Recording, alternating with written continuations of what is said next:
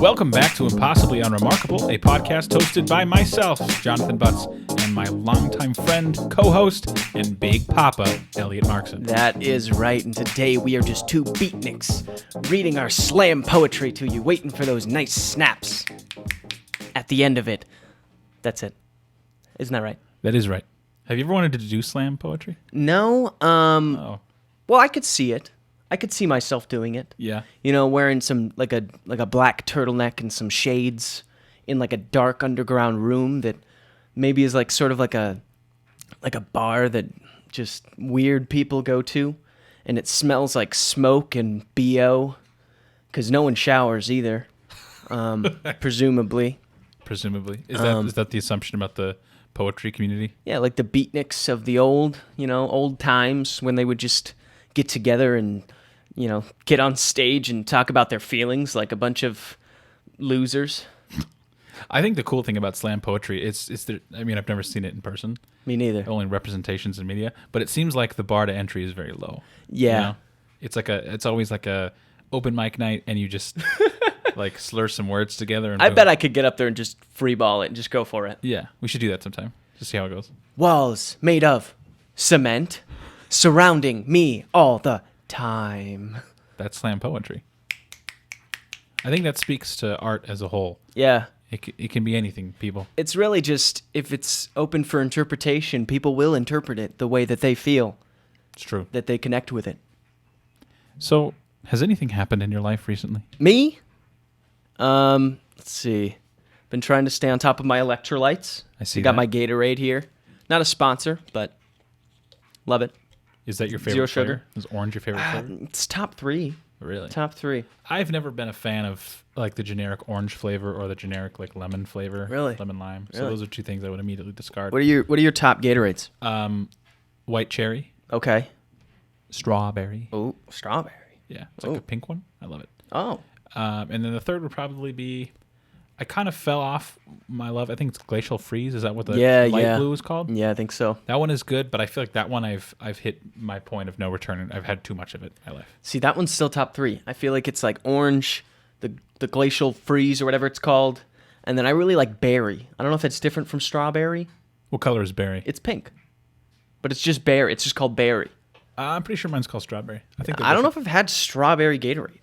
I'll bring it sometime. I didn't know they made that. Yeah, I'll bring it. Okay. Hit me up with it. I got a couple gallons in my apartment. Yeah, you just keep it? Yeah. I homebrew You homebrew Gatorade? my Gatorade. You got the recipe. Yeah. Chock full of natural electrolytes. That's good. I don't know.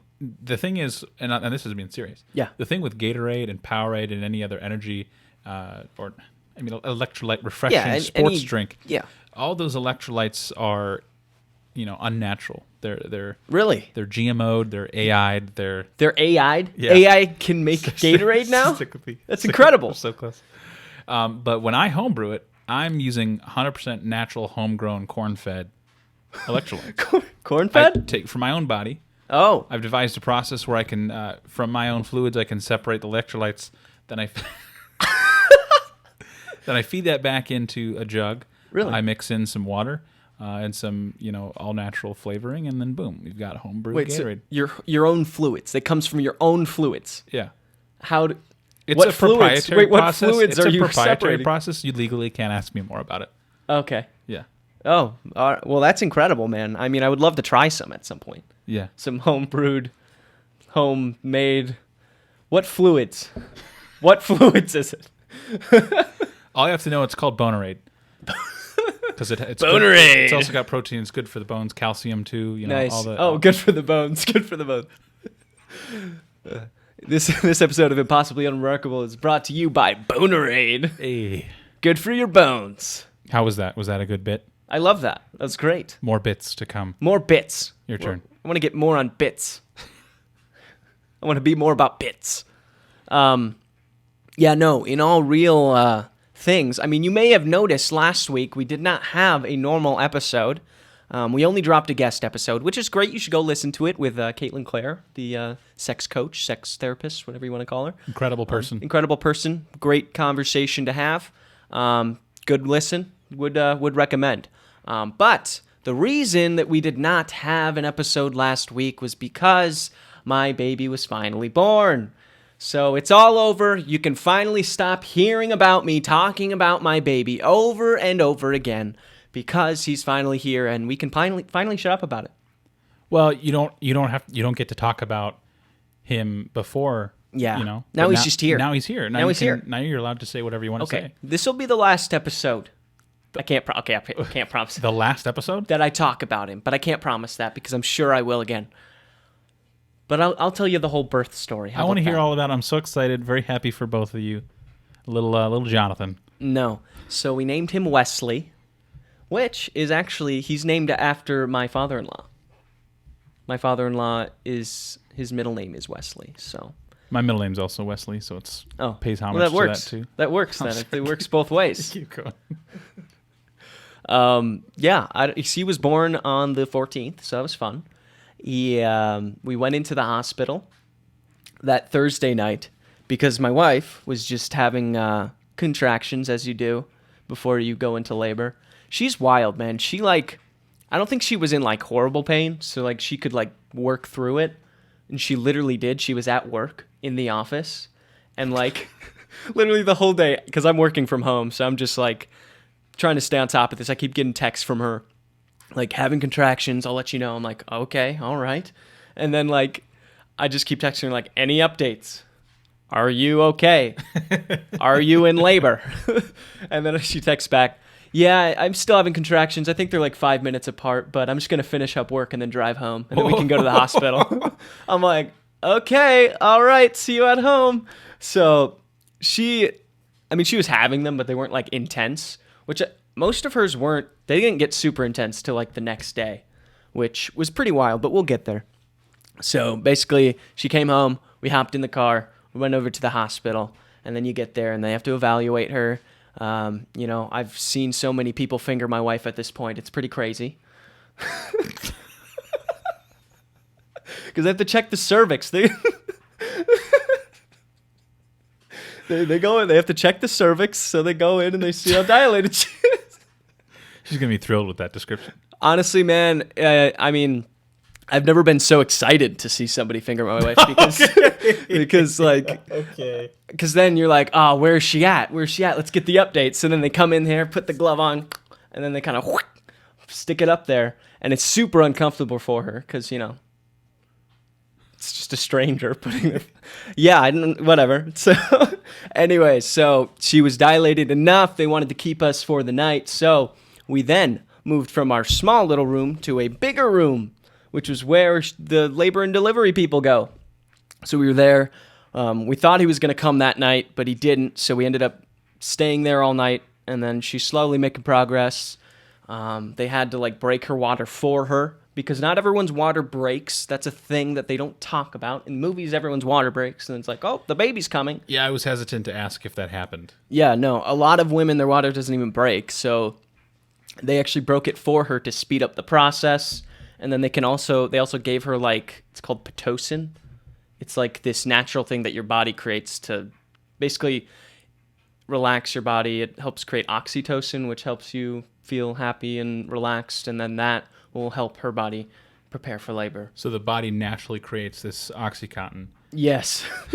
Your body, yeah. People don't talk about that, but Oxycontin, it's in the brain. No, oxytocin. But this is all science I don't understand, so I'm not going to try to keep explaining. You're doing a great job of it, though. Anyways, so they did that to speed up the labor process. She's going. They fingered her again. They said that she was 10 centimeters. I'm skipping ahead a few chapters here.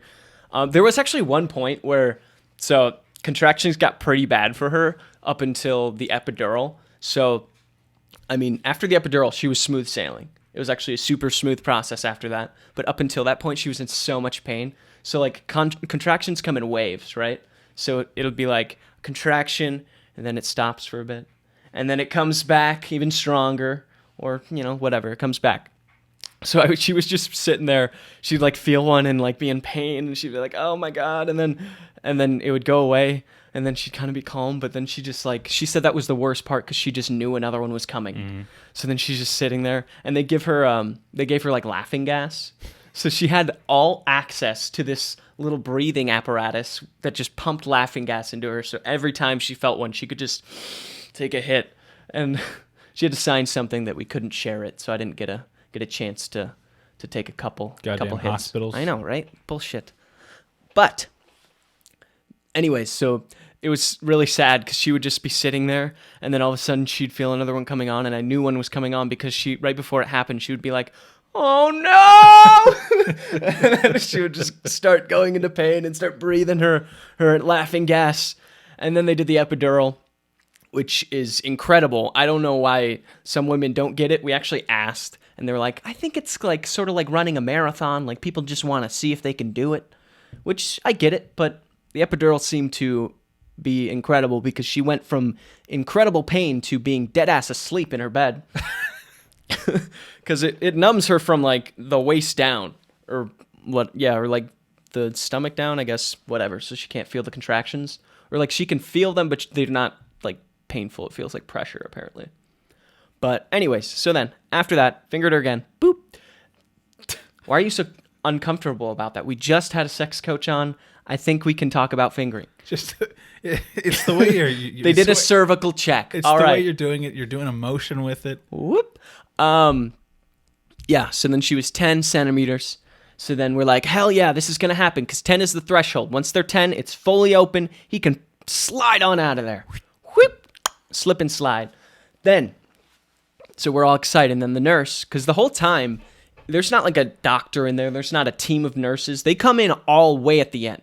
The only people in there are me, Megan, and one nurse who has been with us the entire time. She is our nurse. She's the only one who's assigned to us. She's there helping us through the whole thing.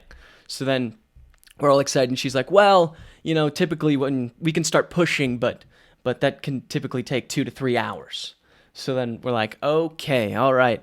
But Megan is incredible, and she's a warrior, and she's strong as hell because she pushed out that baby in 1 hour. 1 hour. She's amazing. I don't know how she did it. That's world-class athlete times. Honestly, yeah. She's got her core muscles must be so strong, or whatever muscles she needs to do that. I can't imagine pushing for 3 hours. Yeah. They said to imagine, like to coach her, they told her to imagine she's having a bowel movement and then push it out that way. Apparently it's the same muscles. I don't know. Yeah, because I've been told that some women will, they'll defecate while they do giving birth. That's rough. Yeah, a lot of them do. It's not a sightly scene. It happens. It's all natural. By the way, I did watch the whole thing. Congratulations. I did. So I wasn't like right out in front because like that's where all the nurses and stuff were. Yeah. I didn't want to like get in their way. Yeah. But I was like off to the side, kind of like feeling like I was helping her. Because the nurse was like, well, she said we, so I thought that meant me. So I felt like, I'm involved. So we're going to try to kind of like hold your legs up for you to help you kind of open up those hips and like push out, whatever. So I'm kind of like holding her leg. I don't think I was really doing anything. But I'm there, so I kind of have a side aerial view of what's going on. I kind of see his head poking out, and then she does almost the last push. The second to last push, his ears come out. And then she's got one push left, and then all the doctors and nurses come in. So the one doctor, the main doctor, is there for just the final push, and then they get the whole baby out. So she does the final push after the doctor, and like 7 other people just randomly come in. Like out of nowhere, all of a sudden this room is full of people. It went from just 3 people, now there's like 10. So then she finally pushes him out, and then they immediately place him on her chest because they immediately want skin-to-skin time because it helps him regulate his temperature and helps him kind of like whatever. It's good for him. So they place him there while he's still attached to the umbilical cord. So then he's sitting there, and then she has to do the whole placenta thing. I don't know. I didn't really pay much attention to that because the baby was out. I didn't give a shit about the placenta, and we didn't have plans for the placenta. They ask you that beforehand. They're like, "Do you have any plans for the placenta?" Because some people like to eat it or something. I don't know. You should have done it. I could have. On a health kick. I heard it's really good for you to eat the placenta, but we did not do anything with it. I don't know what they do with it after. Wonder where all those placentas go.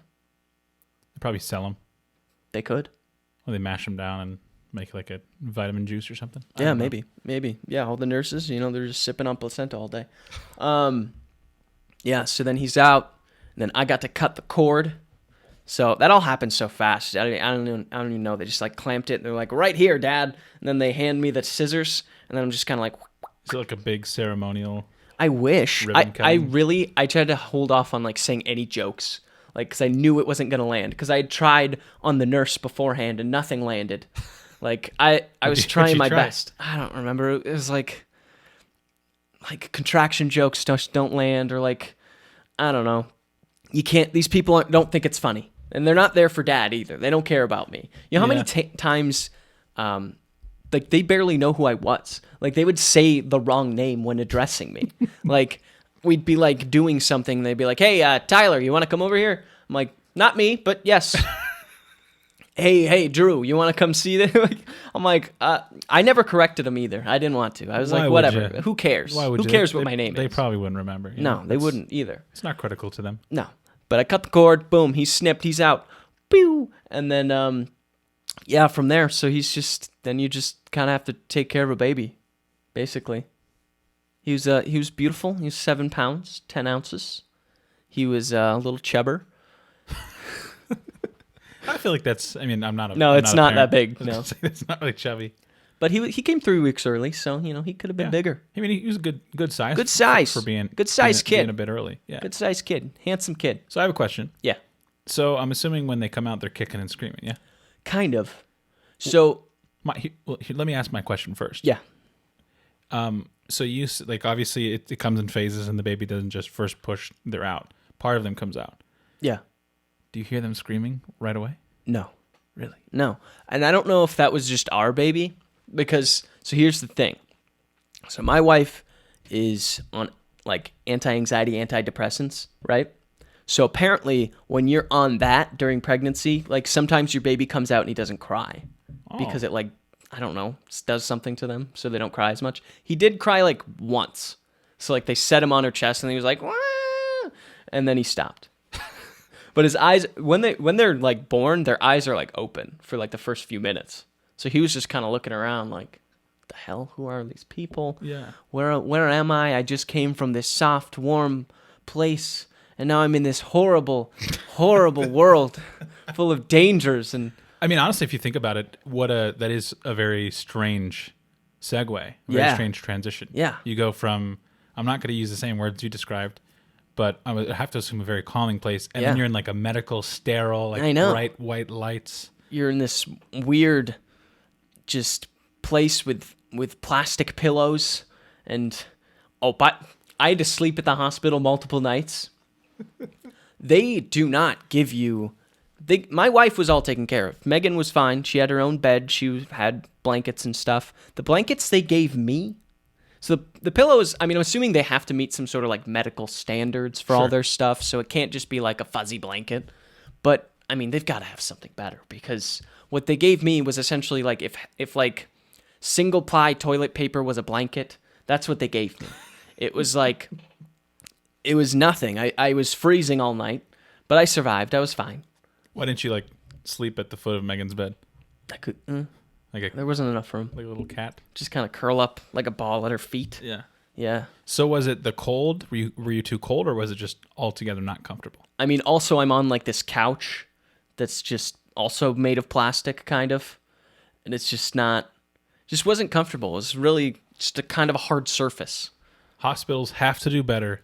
Yeah. For the dad. Yeah. Come on. But it's fine. It wasn't about me. I survived. It was whatever. I mean, like I woke up, my shoulder hurt a little bit because I slept on my side. I was hoping they could give me something, but no dice. They won't do it.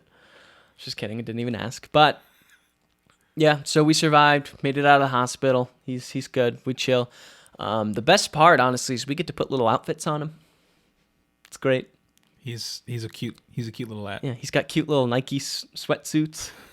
He's pretty drippy. I don't know. He's pretty sweet. Do you guys just like dress him up every day? Oh yeah. Do little fashion shows? Yeah, we do. Just kind of see like, oh, what are we putting on today? Ooh, let's put on the giraffe onesie. How many outfits would you say you have? For the newborn size, we have less. Just because we were hoping to have more. Like we have a lot more for when he's bigger. So like newborn, we just have mostly like onesies, and then we have like a few like main outfits that he wears, probably like 5, 6. Would it be weird if I started buying him clothes? No. But buying him clothes for when he's like 13? Yes, that would be weird. Okay. I don't know. I mean, I feel like by then they would probably be out of style or just irrelevant. We'll think of it as like a time capsule. Yeah, you're right. Yeah, when I'm long gone and your kid's 13. Wesley, I got you this Yeezy shirt.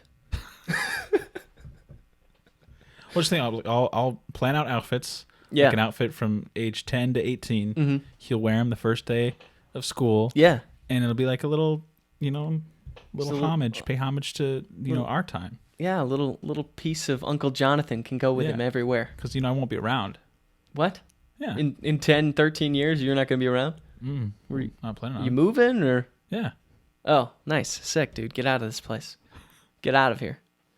I was just thinking like bucket hats and what do you call those, like shoes? Leg warmers and leg warmers? Yeah, all the stuff we wore as kids. What? Were you born in like 1985? What happened to you? I dressed like a hooligan in middle school. Really? I look like a farmer's kid. What did you wear in middle school? I feel like I wore a lot of like Target hoodies because my parents would just take me to Target. I was exclusively Old Navy, and I did not shop for myself. Yeah, what kid shopped for themselves in middle school? I mean, did kids shop for themselves? I feel like at least I don't got money. Like wealthier families, like those kids would at least have some say in what they wear. Yeah, that's true. You didn't have any say? Your mom just came home with clothes and said, "This is what you wear. This is your wardrobe." Yeah, for the most part. Wow. It's still how it is, man. It's not what you do. My mom still dresses me every day. No, my parents would like take me to the store and then have me try stuff on, and like I'd get to decide what I wear. It's the 1%, I guess. That's not. We'd go to Kohl's or Target. I don't think it was really a big deal. 2%. I'm sorry, I got to pick out what sweatshirt, what zip up hoodie I got to wear. It's okay. You'll pay for it to later. the 6th grade. You'll pay for it later. Yeah. So he's good. Being a father's great. Would recommend. Honestly, Is that your rec of the week? No, I thought about it, but I was like, that's a stupid thing to recommend.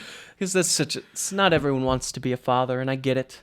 Although, in all seriousness, having a child has really, it's been amazing. And I feel like like what they say about having a kid, like I always thought it was corny, like saying like, oh, well, when you have one, you'll love it so much. You'll never love anything more than that child that you have. It's going to be amazing. It's going to be the best time of your life. And honestly, it's very true. I've never loved anything more than my son. It's incredible. I didn't realize I could love anything. And honestly, nothing else matters. If he wanted you dead, I'd shoot you right now. Oh. I think we need to be done now. That's okay. I'd do it. You could do it. That's fine. If it would give him a shred of happiness. No pushback. I would end your life. No pushback over here. If it would make him giggle for 2 seconds. Okay. Some people shouldn't be fathers. I'm just kidding. I'm all right. Don't hurt people, even if it would make your kids happy. So here's a question. Yes. Knowing now how the birthing process went. Yeah. Would you want triplets right now? No. Quadruplets right now? No. Centuplets? Dude, if we have another child and then it comes back and it's like more than one, I'd be fucking pissed. I'd be like, I did not sign up for 2. That feels like I did not sign up for 3. A nightmare scenario. I signed up for 1 more. The crazy thing is, I think it's more common than people would think. Yeah. Much more common. It's like all like hereditary, isn't it? It's like in your family. Like if people have like twins in their family, it's more likely that they'll have twins. if you breed within your family, you're more like likely to have. more inbred people typically have twins and quadruplets. So if you see any out there, they're most likely cousins. Not even considering like the logistics of now supporting 4 kids as opposed to like supporting 1. I can't imagine.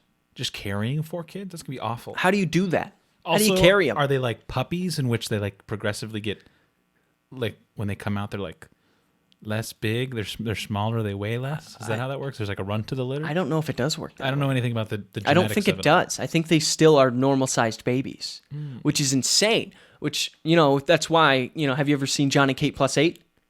Yeah. You ever seen it? You ever seen, like in the intro, they would always have like her, like when she's pregnant and it's like huge. She's got this like giant, huge stomach because there's 8 babies in there. 8. That's crazy. How could someone do that? So here's my other question. Yes. If you could have switched spots with Megan and you had No. carried the child. No.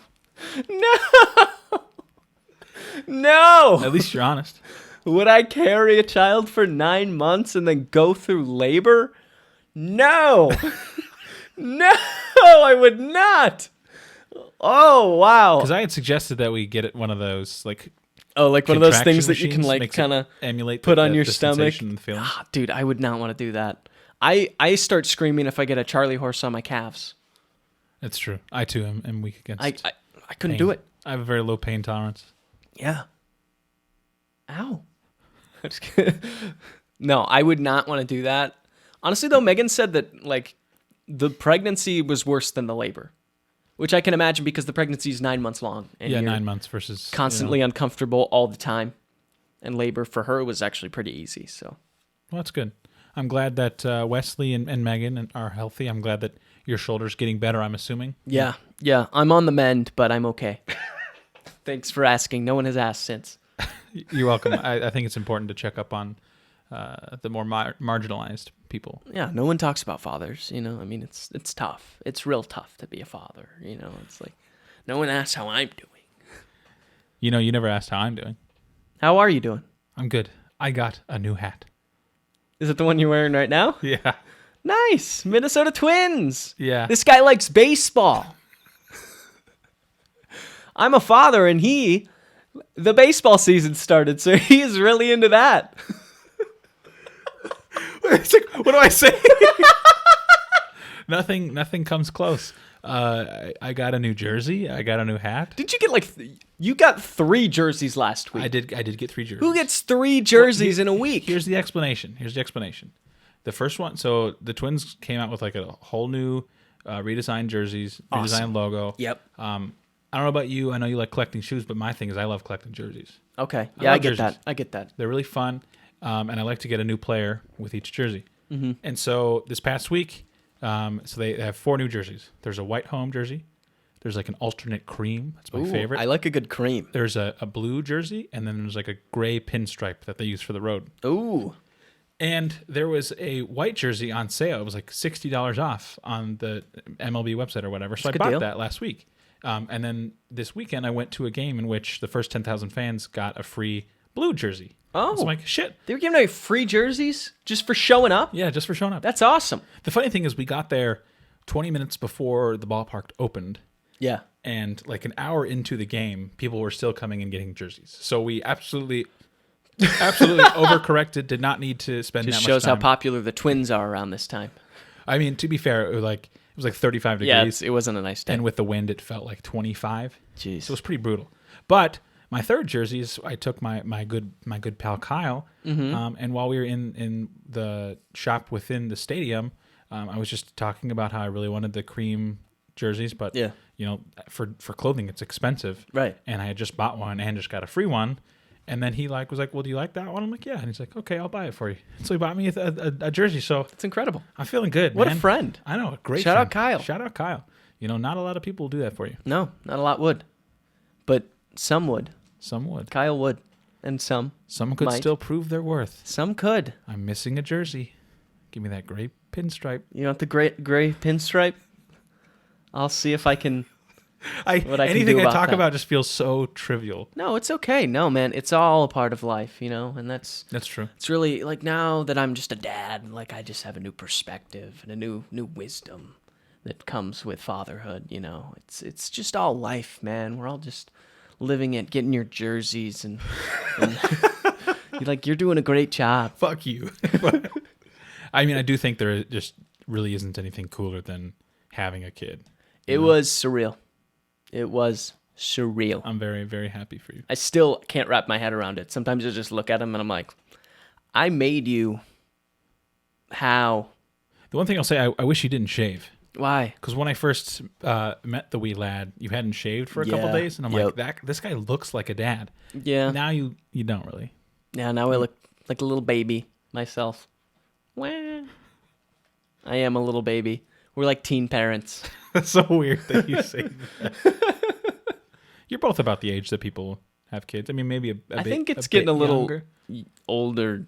People have kids older these days. We're pretty young. Like we go to like Megan's part of this like little moms group or whatever. It's like a class where you take your little babies and they all meet and they chat and shit. And she's the youngest one there by at least 5 years. Like Wow. most of them are at least like 30. A couple of them are like way older and were like almost to the age where they couldn't have kids. Interesting. Which is wild. It is pretty interesting. Although I think the demographic of the moms group, because it's not free, you have to pay for it. So I think a lot of younger people probably don't sign up Sure. for that stuff. Because I'd be curious to know if there's data, just because from my own personal experience, like our friend group, we have several friends that have kids, yeah, and we're all significantly younger than the people you're describing. that's true. That's true. But They're maybe- out there, I'm sure. Maybe we're just a unique friend group. Maybe we could be. I don't know, but it's pretty cool. If you have the time or the means, have a kid. Pop one out. Why not? Yeah. It's pretty sick. Yeah, just Pretty, do it. Pretty sweet. They're like little tiny versions of you, but they're not you. But they're like kind of almost you. It's pretty You can cool. mold them, Yeah. instill with them certain properties. I was saying we and could values. we could just like tell him anything and he'd believe it. You know, we could just teach him all the wrong things. I mean, especially if you homeschool them. Yeah, I could just tell him this is not a table. This is a water bottle. He believe it. You could really Pray. mess him up. Pray for Wesley. Nah, I'm just kidding. I won't do that. Yeah, you're a good papa. He's gonna be a genius. I can feel it. He's gonna be better than you. I mean, that's, He's gonna be your boss one day. that's a given. Really? Yeah, imagine that. What turn do I take that? Your career is really I'd gonna. be in my 40s by the time he can like have a position in something. That's true, dude. The good thing about having kids younger, dude, by the time he's in the workforce, I won't even be 50. That is true. So I don't think I'm gonna end up having kids, but if I wanted to have kids, I want to start earlier rather than later. Yeah. Just because I feel like if you're like in your 50s or late 60s by the I time know. your kid is starting to become an adult, that kind of feels, I know. feels like you. I mean, people are living older and older these days, but That's true. That's true. I'd rather be younger, be I'd spry. also just rather get the whole like raising kids thing like out of the way in my like yeah. 20s, 30s, early 40s, mid 40s, whatever. Get it out of the way so then when I really hit my stride, my high earning years, I can go and take vacations and shit. That's true. I hope it works out for you. Yeah, we'll see. I'm sure it will. I'll let you know in 20 years. Sounds good. We'll follow up. We'll follow up. Cool. Well, is there anything else you wanted to talk about? Baseball? What else is going on in your life? Did you get any new furniture? Nope. Did you We can just skip. you got a this. new pair of shorts or something? Nope. These are old shorts. Did you decide a new haircut? Nope. Trying to think of what normal non-kid having people do. Oh, I just can't comprehend it anymore. fuck yourself. All right. I feel like it's time for recommendations of the week. Okay, I'm sure let's you got do a it. good one down the pipeline. Yeah, sure. Have kids. No. We just restart the whole We just- conversation. yeah, see the thing about having kids. No, honestly, man. So my rec of the week is crossbody bags. Okay. Tell more. Yeah. tell. So I have this thing where I like hate having shit in my pockets. I hate it. I've always wanted a bag, but the stupid social norms of men not carrying bags has been weighing on me as a bag itself, tearing me down. But I finally ripped through that wall. The metaphor is not all the way there, but I finally got myself a crossbody bag. It's real sick. It's from Nike. It's got a little Nike symbol on it. And I carry my stuff around in it, so I don't have to have stuff in my pockets anymore. So it's really nice. I go everywhere with it. I have my wallet and my keys and shit all in it and everything. And it's really nice. It's handy. It's also a fashion statement. I can put it with an outfit, look real cool. It just kind of, it helps me out. It makes me feel good. And again, I hate having shit in my pockets. Do you like having shit in your pockets? Yes and no. I like having things in my pockets because that's sound weird. That's when it's closest to me, Oh, and I feel like I'm not gonna lose track of them. right. And I always have to have my phone in my left pocket, Yeah. and my wallet and keys in my right pocket. Okay. I've never been a guy that puts my wallet in my back pocket. That's so strange. I used to kind of be that guy. Really? Yeah, I hated it though. Oh, why? Like nothing worse than like being at the bar and like you have a big fat wallet in your pocket. Yeah, I've never and understood you the sit down, logistics you of it walk all. around and you look weird because, you know, this is before I got a cool sleek wallet. So I had like this chunky ass thing in my back pocket, so it makes my pants look weird. Yeah, I like every time I think of someone who has their wallet in their back pocket, I'm thinking of like a 46-year-old man with like boot cut jeans and a fat, thick wallet, Yeah. like 3, 4, 5 inches big. Yeah, that was me in my early 20s. Wow. Yeah. Well, at least you got through that phase pretty quick. I've I never did. put them in my back pocket. Well, I mean, the crossbody bag, it's still close to you. So it's right here. It's right on your chest. You're never- or it's right to the side. You're never scared someone's going to come up and just like rip it off you? No. I mean, I got it. It's right here. It's right here, baby. But I feel like it's easier for someone to rip that bag off than like reach into my I pocket. can just rip your pants off. I guess so. Yeah, that's right. There's a different energy coming from this basement. But yeah, super sick. Would recommend. I would admit you do look pretty good in your crossbody bags when you wear them. Also, like concerts. Don't get me started. I don't like having stuff Yeah. in my pockets at concerts. I feel like that's 'Cause then- got to be good. Right. Like if you're a back pocket wallet guy, someone could just grab your wallet out of your back pocket. Easy. That's true. You'd be like, oh, did someone touch my butt? Nope, my wallet's gone. See, that's why if you were to be a back pocket wallet kind of guy, I would always keep like a spared, like or a decoy wallet. You know, you got your real wallet in your front pocket, and your Yeah. fake wallet in your back pocket. Yeah. And then when in your fake wallet, they open it up, and it's just pieces of paper that say, try next time, sucker. Yeah. Or, gotcha, bitch. It's like a 4D chess thing. Yeah. That's why I always buy my wallets at Costco in bulk. I'm getting pickpocketed a lot, you know? Yeah, really, it's a big problem. But concerts, it's nice, because I really don't want to have shit in my pockets at concerts. And you just keep it right close to the vest. That's fair. Yeah, my rec of the week. Get a crossbody bag. It's fashionable. It's practical. It's just fun. Fun for all. I'm going to get my baby one. What are you going to keep in it? Like he'll have like little pacifiers and stuff. Oh, that's so cute. Yeah. Is it, you call them pacifiers?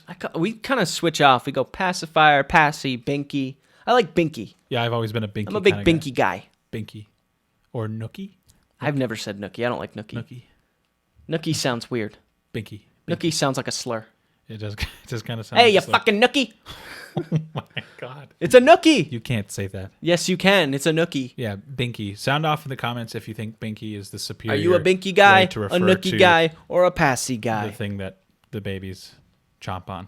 Yes, they suck on it. Chomp on them. They don't have teeth. I don't have a recommendation of the week. Are you 'cause- serious? Yeah, all I did last week was buy a hat and a jersey. So fuck You gotta me. have something. Right now, go. I would say that if you're a fan of Childish Gambino and are interested in some unreleased music, I would go onto the internet and look up Almanac. Oh, Have you heard it? I think so. Is that an old thing? I think it was supposed to release in 2020. I think was the trajectory. Oh. And then it ultimately became his album 31520. Oh, okay. I see. I see. But I recently stumbled on it in a Donald Glover subreddit, and it's mastered very well and has a lot of music that I'd never heard before. Cool. That's one of my favorite things. Is like if I've heavily invested in an artist, Yeah. and I've listened to all their stuff, and I stumble on like a new song or like Yeah. a new project, that's such a great feeling. Yeah. So I mean, that's probably my highlight of the last. That's a good rec. Yeah. That's a good rec. All You know what I right. used to do? There's like this app called DatPiff. Yeah. I've heard Yeah. it. It's like, it's not as popular anymore. I don't even know if people still use it. But that's like where you could go and listen to like everything on there's free, which I don't know if it's, technically the artists aren't getting paid for it, but it's all free, whatever. But it's all like mixtapes and stuff that were never put on like streaming. So like that's where I would go, and like if I have like an artist like Future or Young Thug or even Childish Gambino has some on there, that Mac Miller, whatever, you can go listen to like their mixtapes and old shit that they don't put on streaming. It's all on there. So like if you want to get a whole like history of your artists and really get into their roots and their old stuff, their old sounds, go on there. Other rec, DatPiff. Yeah. If it's still out there, I haven't even looked on it. If it's It still, is. It is still out there. Yeah. Okay, cool. DatPiff is sick. All right. On to question of the day. Question of the day. Do you like that? It was all right. I do something similar every time. It's not quite the same. Okay. Question of the day. If you were on your deathbed, you're dying, you're about to kick the bucket, do the old death rattle, about to be put 6 feet under, about to take a dirt nap, you're about to be dust, blowing in the wind, nothing left of you, you're gone forever, gone. He does not have a question. Do not exist. He does not have a question. If you're on your deathbed and you had one word or phrase to leave your family and friends with, what would it be? Right off the bat, I don't think I would pick something that's profound or moving. No. I would want it to be cryptic, and I would want it to incite some sort of like wild goose chase. Ooh, that'd be fun. Yeah. So like you could like Something that's ultimately harmless. Like, Yeah. I wouldn't want to cause pain, any No. additional suffering, but I would like to mess with people because I love doing that in the current life. The real life. do it from the grave. So probably something like she's buried beneath the crow's nest. And then just be done. She's buried beneath the crust. So in your last few words, you're admitting to maybe murdering somebody and having buried them underneath the crow's nest. That's the beauty of the cryptic phrase is no, I would never kill anybody. Okay. But they don't know that. Yeah.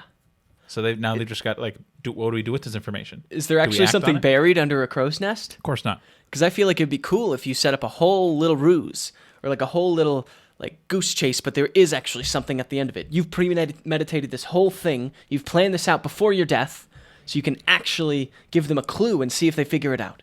The only way you could do that though, Give them coordinates. unless you do it like at any like now. Yeah, well, you got to do it now. Okay. All right. What if I like, I'm hoping I die in like 60, 70 years. I mean, I Yeah. don't want to die. Hopefully. Jesus Christ, I don't want to die. Oh, me neither. But what if I just don't remember? You just forget it. You like set up this whole thing, and then you're on your deathbed. You're like, I had something to say. What was it? What was it? What was the clue? What if I've like moved? Oh and yeah. It's like feasibly not possible for someone to go back. Go back to the roots. That's all you say. What would you say? I would say, save 15% or more on your car insurance with Geico. I don't know. I'm just kidding. I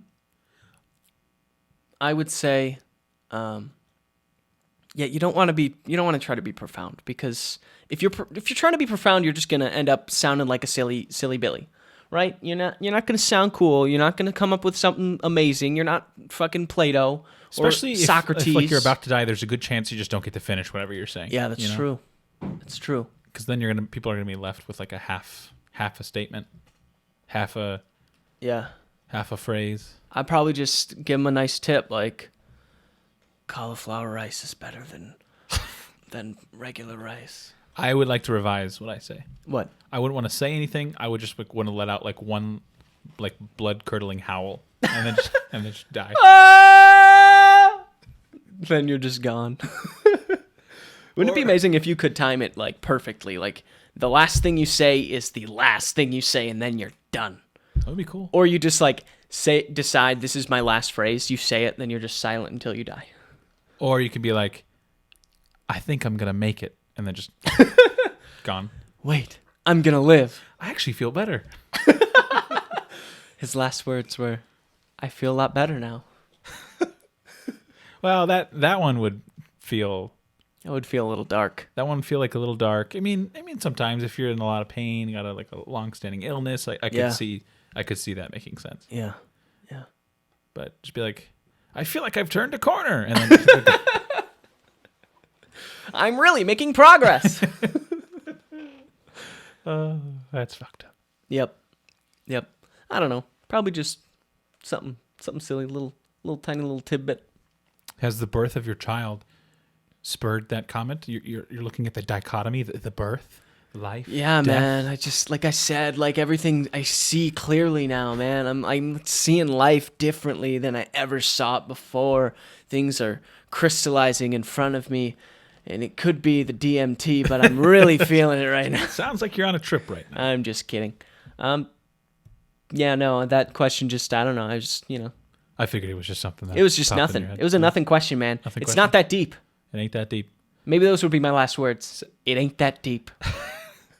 It's not a bad thing to leave people with. Yeah. I would interpret that as, make the most of life. Exactly. Those are the perfect last words. It ain't that deep. Or you could be like, I never liked yous. And then I just never go. liked you. Just start like ripping on people. I mean, that's really the way to go, is just kind of like say things you never thought you could say in life. Yeah. Like, hey, you're a fucking loser. I never liked you. I mean, people say that. Well, people say that to you. To me that's all the true. time. I mean, that's pretty common. And they're all alive. I mean, I'm walking down the street. Someone says, hey, I fucking hate you. I never liked you. I'm like, who are you? I don't know.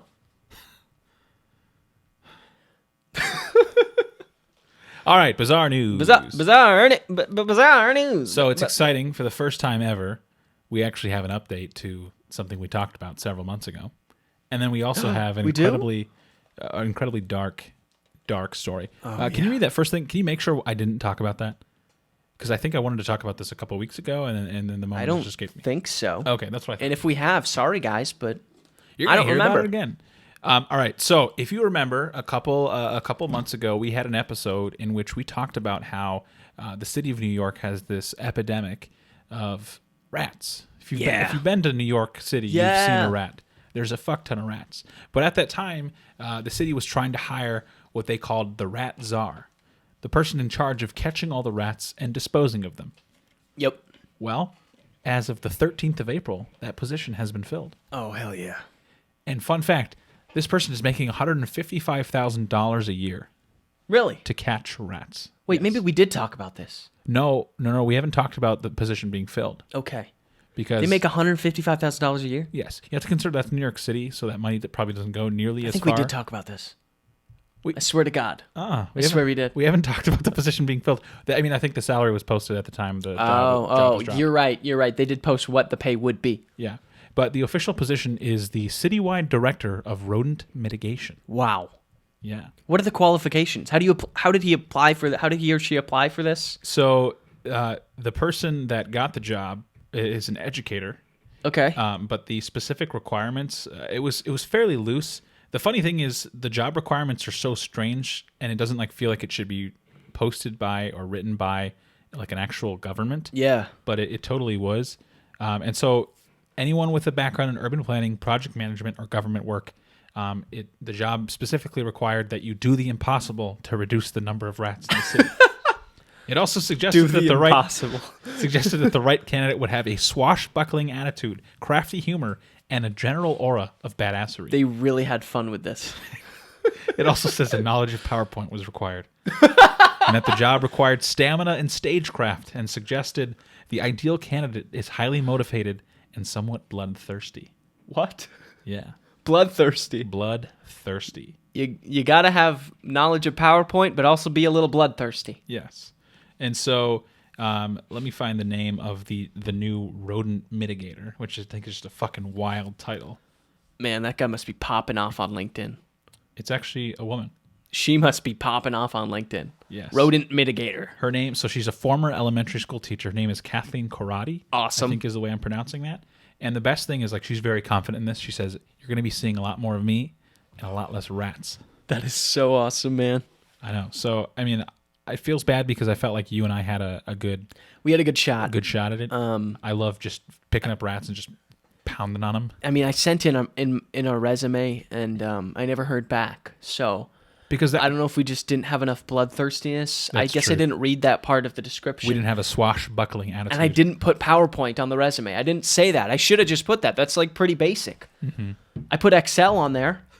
Are you actually proficient in Excel? What is Excel proficiency? What does that even mean? I can do the basics. Can you do a and pivot I can table? Yeah. Okay. I can also look things up if I don't know how to do it, which is 90% of doing Excel. That's true. Oh, what's this function? Let me just look it up. Yeah. So the second thing I wanted to talk about is significantly darker. Oh. And I want to start by asking you, so in science fiction, Yep. the genre, there's been a theme over the past few years of AI and the dangers of AI. Uh-huh. Terminator, Yeah. Ex Machina, Sure. Teenage Mutant Ninja Turtles. Whoa. The classics Wait, all what? deal. Didn't they fall in a vat of ooze or something, and Yeah, then they became a vat of ninjas? AI-generated ooze. You're right. AI-generated ooze. But there's a fear, and it's a very real fear for some people, of AI, developing and evolving and eventually taking over humankind. Yeah, probably will. So you do think that could happen? Sure. I mean, they've replaced Drake already, so I don't know how. That is true. How they can't do And anything it's else. funny, like AI felt like very stagnant, and in the last year, Yeah. it's completely blown What up. the hell happened? Between deepfake technology, the ability to like fully emulate someone's voice. Yeah, it's Pretty crazy. insane now what they can do. I don't even get. It literally went from like, yeah, AI's a thing. I don't really know much about it. Now you can't stop hearing about it. It's everywhere, and it's popping off, and they can do anything with it now. It's true. And this fuels our new news story we need to discuss. So this happened towards the end of March. I want to say it's very tragic. There's nothing to joke about here. Yes, We're no going to talk jokes. about it, but it is pretty fucking horrible. All serious from here on out. No more jokes. So a man in Belgium, he's a Belgian man from Belgium. He was having a 6-week conversation with an AI chatbot. Oh, Chatbots are everywhere. They're in your fucking Snapchat app now. You can now have a Oh conversation. yeah, I saw that the other day. Yeah. Very I was well. like, I haven't used it because I was like, what the hell is this? Just talk to it. Why? Just have fun, man. In case I need a friend. Yeah. This is for lonely people. For a lot of people, that's what an AI chatbot is. Yeah. Someone to talk to. And so this person, they are anonymous, but the article uses the name Pierre. That's not their actual name, but that's just the name they've given to him for this story. Yeah. So I guess he had developed some anxieties about climate change, which is, a very real thing to start, being scared of. And so he started having a conversation with this chatbot. I don't know, in hopes to, maybe make himself feel better. Mm-hmm. But he started, talking through his fears with this AI chatbot and developed this relationship with this chatbot that became super, super unhealthy. Oh. He started to rely on it. And eventually, and the title of the article is Man Ends Life After an AI Chatbot Encouraged Him to Sacrifice Himself to Stop Climate Change. So he's, throughout these 6-week conversations in which he's effectively grown codependent on this this fake computer, it's computer generated, it's not real.